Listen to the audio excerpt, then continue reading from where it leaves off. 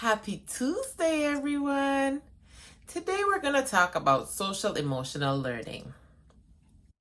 This topic was triggered by a conversation I was having with a colleague friend of mine.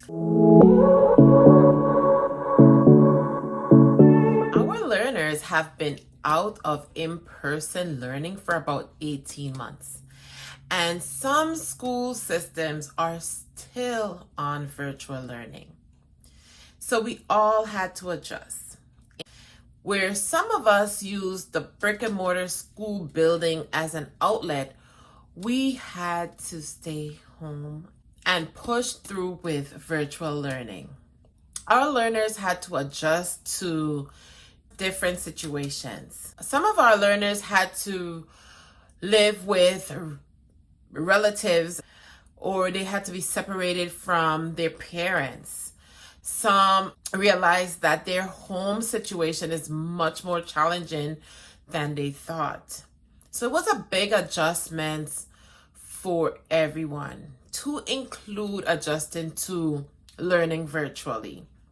It was hard for adults. So imagine our learners. As we go forth into this new school year, where most of us are returning to in-person learning, let's consider social emotional learning. This is where mindfulness comes in. And mindfulness teaches us how to cope. It teaches us how to control those awkward thoughts that may pop into our brains. And once we have mindfulness, this helps to improve learners' behaviors and academic performances. So how do we do this? Well, in some situations, you may set aside some time or moments in your class for an SEL activity. However, you can integrate SEL into your teaching and learning. And one way is by creating an academic mindset. Here, the learners are processing and thinking about themselves as a learner.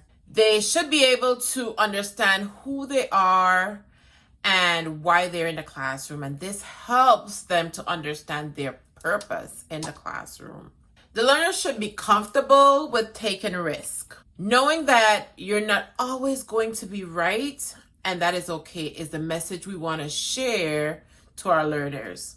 We want to allow them an opportunity to share their thought process. And then collectively, we can creatively develop the challenging part of the process, making that learning a little more clear for the learner.